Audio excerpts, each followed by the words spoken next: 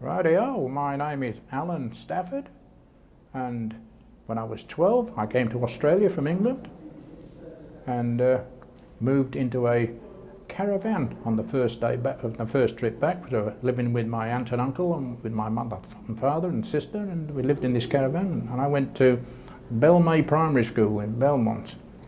That was an awakening because I'd come straight from England and wearing English schoolboy clothes.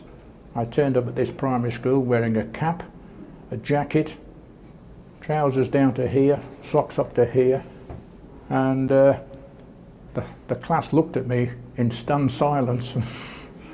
And anyway, I blended in, and another marvellous time was in the school playground, and the teacher said, kicking the ball around, "You can all take your shirts off." Well, my shirt was the same colour as that screen when I took my shirt off. All these kids took the shirts off. I was reluctant, but I finally took it off, and they all stopped and looked at me.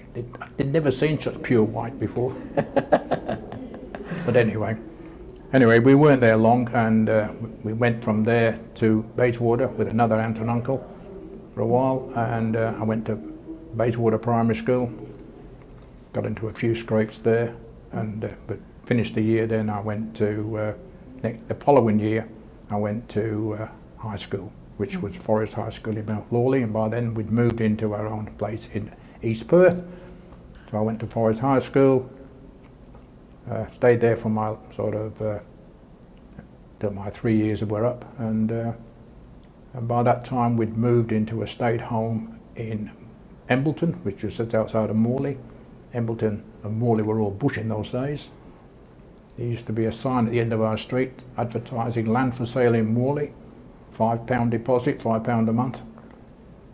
All the roads flooded in winter, and it was a boggy, wet place to be. And so I looked around, finished school, looking for work, and eventually a couple of small jobs, and eventually I finished up with an apprenticeship at Hadfields in Bassendean.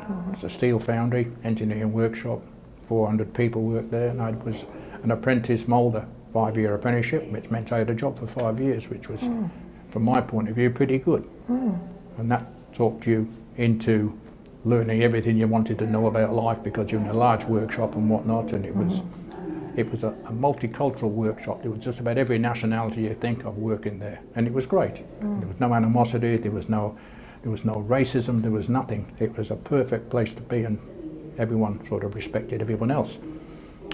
And it was whilst there I used to go fishing, and spent my leisure time was fishing, and a bit later on when I got old enough, drinking. You were allowed to drink at 21 in those days, not before. And being in a foundry, it was the hottest place you can think of. The metal came out the furnace at 1200 degrees, so and that would warm you up a bit, wouldn't it?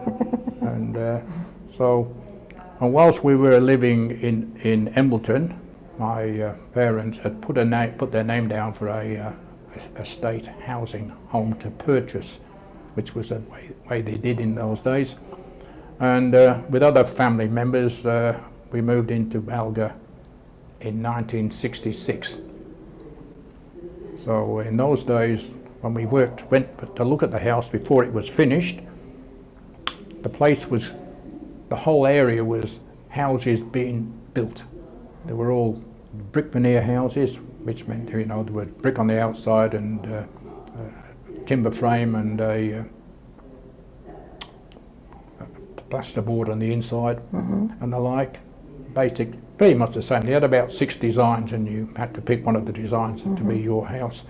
They're on large blocks of land, but you went into the area and there was gravel roads everywhere. There was no such thing as a sealed road in the Balga area. And just away from where we were supposed to go, there was nothing. There was roads snaking through bush, tall trees, the grass trees, the Balgas. Balga got its name from the grass tree, and you could drive around, and it was just absolutely nothing in those days. And those roads were places for courting couples in the evenings, and the like.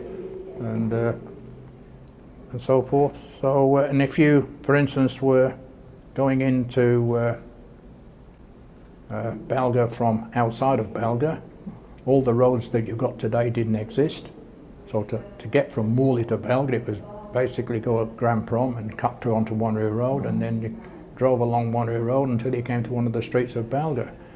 Wanneroo Road was an exciting place to be on too. There wasn't much traffic in those days. When you got to Balcadder Avenue, which is where the SEC used to have well, they still have a workshop, used to be a sign on Balga, on Wanneroo Road, that used to say, "End of speed limit," which meant you could do whatever speed you wanted, but the road was so bad, you didn't have much choice. You had to be moderate, else you come adrift. And that was the road that ran to Wanneroo, and there wasn't much beyond that.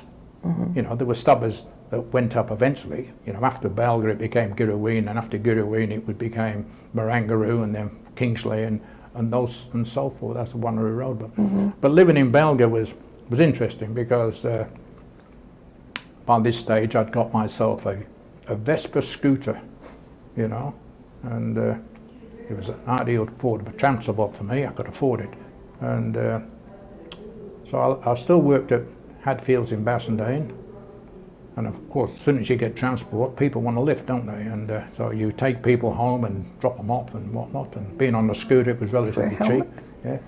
Helmet? Did you wear a helmet? Well, in those days I didn't, you see, and but something happened a little while later. While I was going to technical school, coming home one afternoon, and the technical school was in Salvator Road, Wembley. Coming back along the railway line there, and a taxi did a U-turn in front of me, cut me right off, and I couldn't stop, and I hit the taxi on the left-hand mudguard, and I wasn't wearing a helmet, and I exited the scooter, you know, my knees, and this was a saving grace, I suppose, my knees hit on the underside of the handlebars, and it spun me, and I went over the top, performing this acrobatic trick, and the people who witnessed it said I was going down with my head to the ground, and I rolled, and I landed on my shoulders and just rolled over. A policeman came the other way on his motorbike and took a glance and saw there was no problem, so he kept driving. The taxi driver took me to hospital at 9 o'clock that night. Royal Perth Hospital said, nothing wrong with him, he can go. But anyway, so back to Balga. Yeah. By that time, Balga was getting bigger and better. It was a place where everyone was new. Everyone came into this massive area where they were doing this redevelopment, and they're putting all these houses down. And there was literally hundreds of houses going through, shopping centres and the like. And everyone in the area was new. And this was in the late 60s, early 70s? This was, we moved into Balga in 1966. And it would have been started before then. They would have started a little further back because there was Nollamara first, and then it was Balga. Balga is now split in two. Half of it's Westminster, so on the other side of Reed Highway it's Westminster, and this side is Balga. But in those days it was all Balga.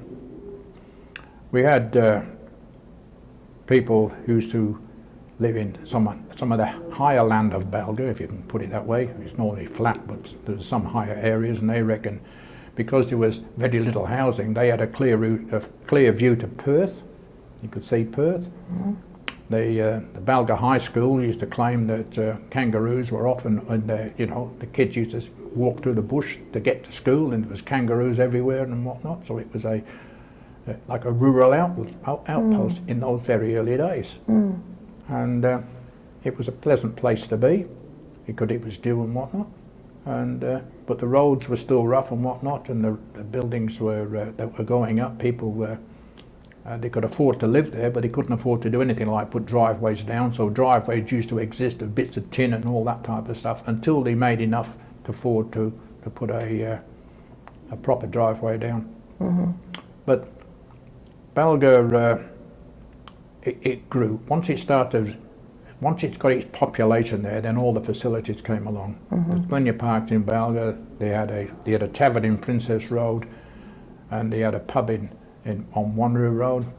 Both have gone now, but in those days the Princess Road Tavern was the place to go, and the Balga Inn was the place to go. And matter of fact, in 1969-70, when Balga Inn was first built, I went and joined up in their dart team there. Played darts all over the place, and then you meet people that way. I was still going back and forwards to Hatfields, and but by those days I'd moved away from a scooter and I bought a car. My first car was a Austin A60. So Balga's had a lot of new beginnings all the way through, and it's a place that I think's quite a nice place to be in. There's lots of parks in Balga and whatnot, and the people still buy it. And as a matter of fact, I reckon if I put my house on the market today, it'd be gone within a couple of weeks. That's what it's like at the moment.